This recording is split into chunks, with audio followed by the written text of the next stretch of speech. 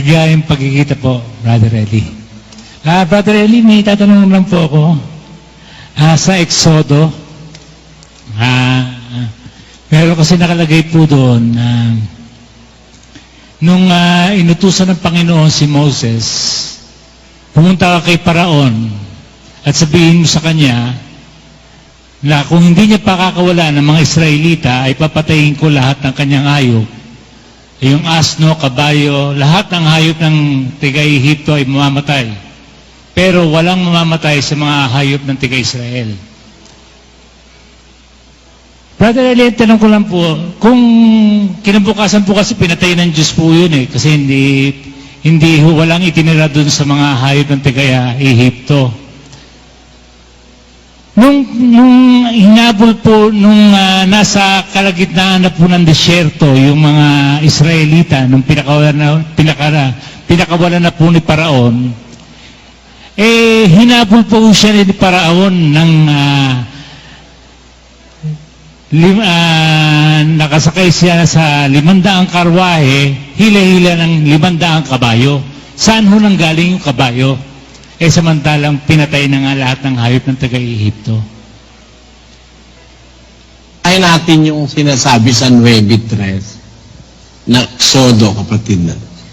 Ay narito, ang kamay ng Panginoon ay nakapatong sa iyong hayop na nasa parang, nakapatong sa mga kabayo, nakapatong sa mga asno, nakapatong sa mga kamelyo, nakapatong sa mga bakahan, at nakapatong sa mga kawan na magkakaroon ng malaking pagkakasalot.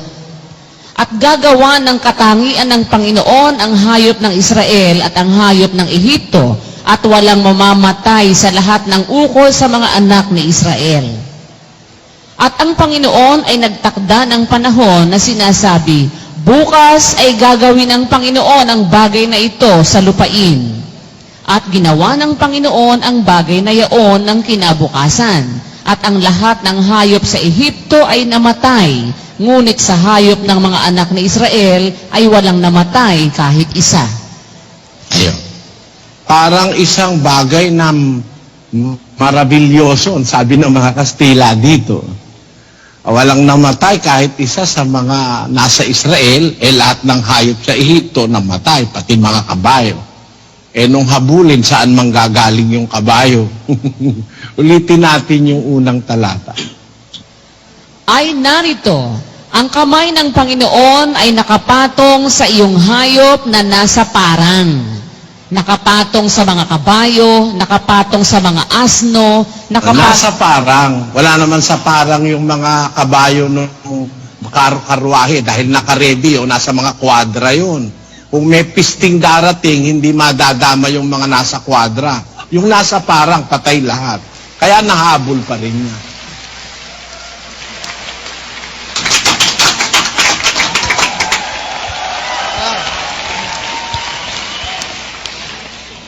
Brother Eli, sabi lahat po ng kabayo, lahat po ng hayop, patay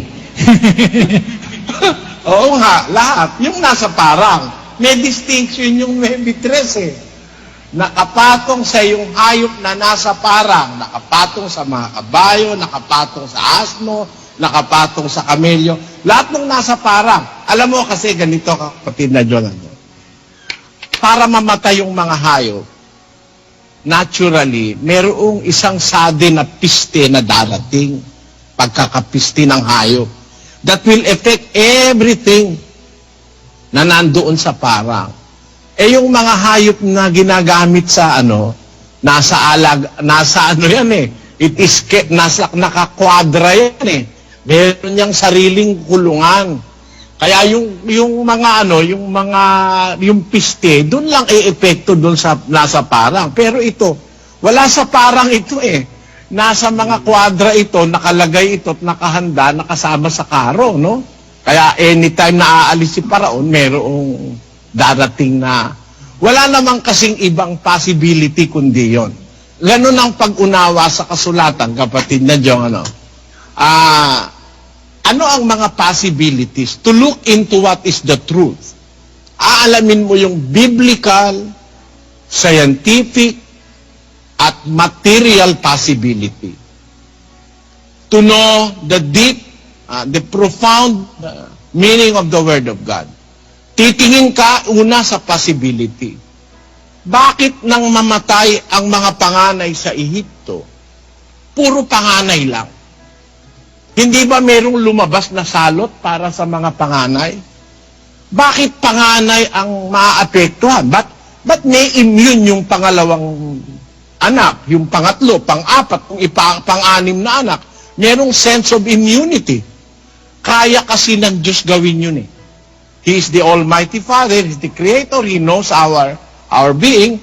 Magagawa niya yon in a general manner na itong papakalatin niyang mikrobyo, kung yun ay virus o kung ano man yun, sa ating alam kasi ngayon, viruses, ang mikrobyo at mga viruses ang maring makagawa nun, ano? At yun na may sinasabi rin dun sa Biblia na merong salot na pinarating ang Diyos.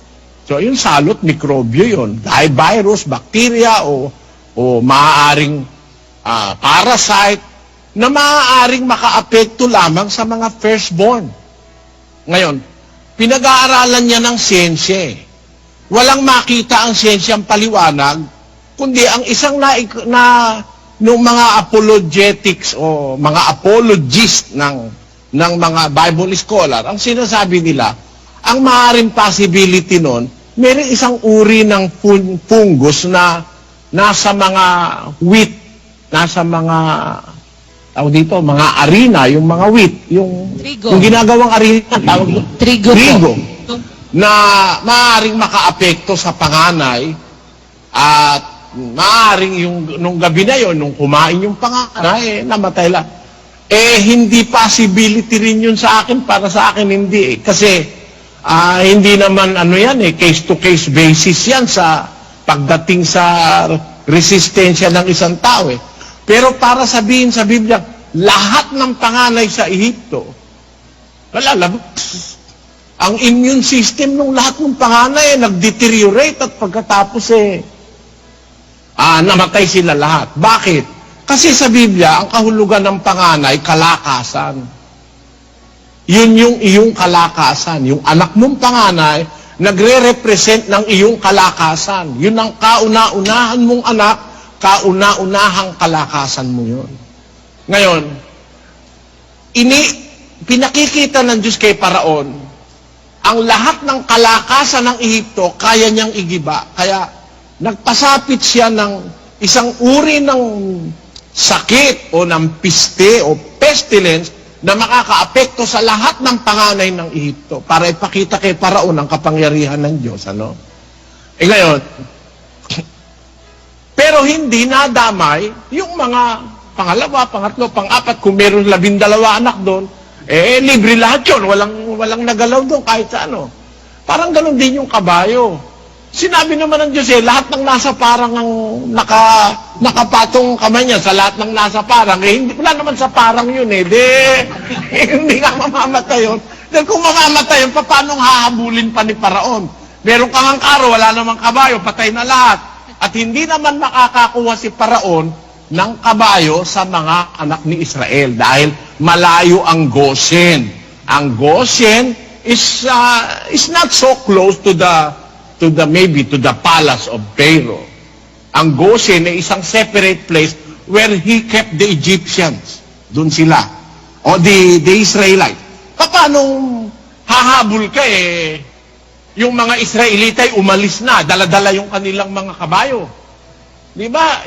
Panoorin mo yung Ten Commandments, dala-dala kabayo, dala-dala aso, umalis na nga, hahabol ka, patay lahat ang hayop mo. Paano ka makakahabol? It is impossible. No way na makahabol si Paraon. Nakahabol ba? Hinabol nga Hinabol nga. Saan siya kumuha? Ibig sabihin, natupad yung salita ng Diyos. Lahat ng hayop sa parang patay. Pero yung nasa kwadra, hindi. Para nga mahabol niya. O ngayon, nung hinabol niya, ano nangyari? Basahin natin sa awit. Ganito ang nakasulat. Ganito ang sinasabi ng kasulatan. Walang natin. 136. Kasasis ang 136 at versikulo 14 ba o 13? 13 po.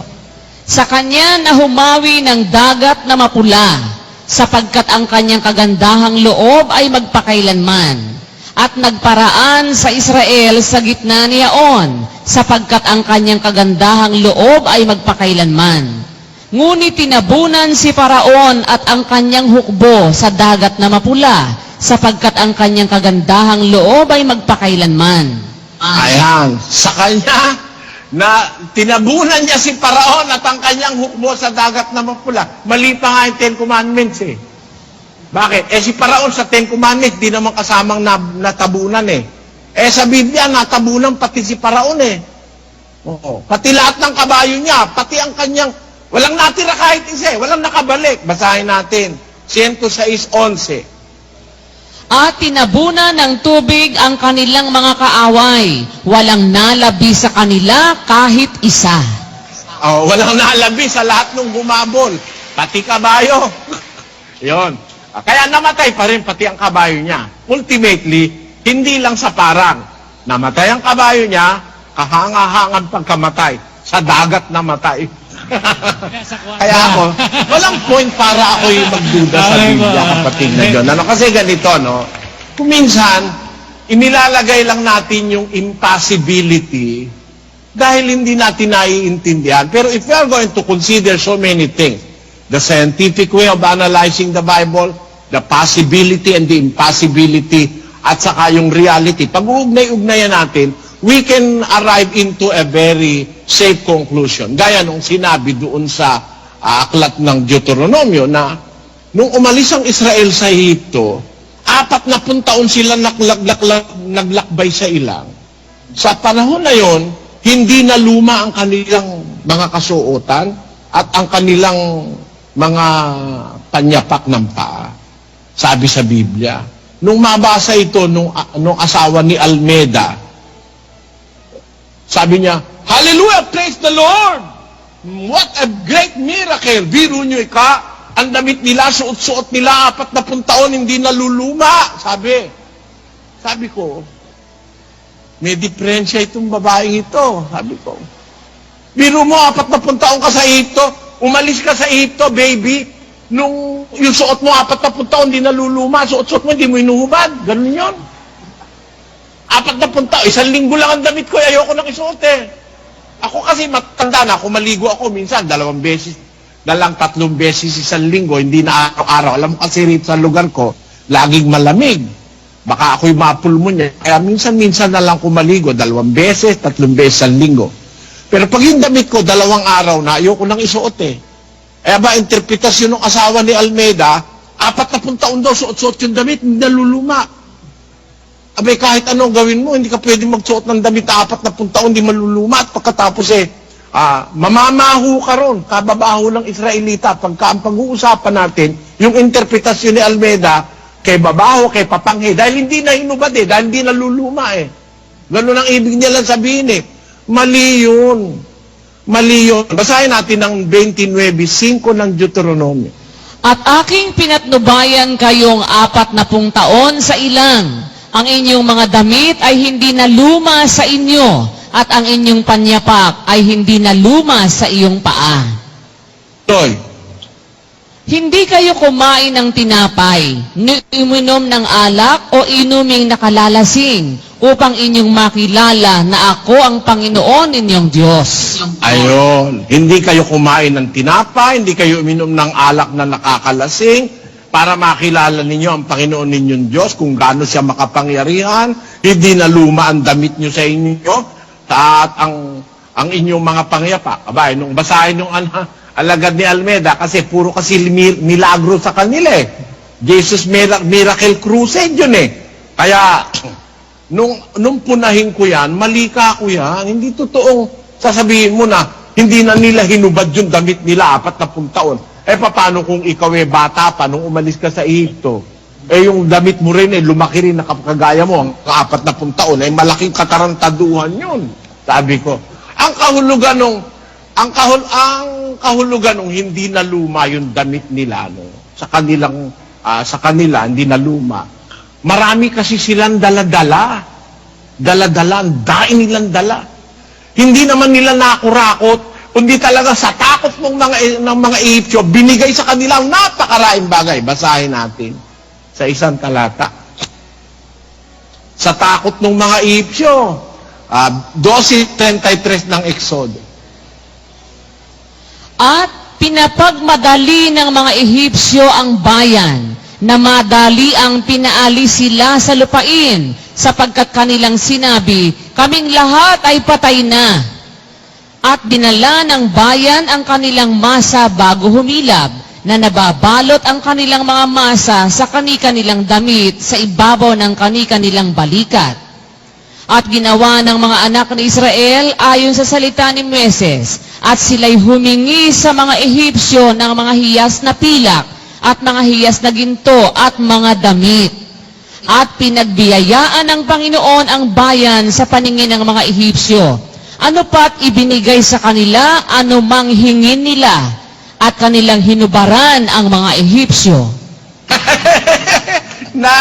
Nakuha lahat yung mga damit, mga pagkarai-raing dala-dala. Kumbaga, parang nanlut no?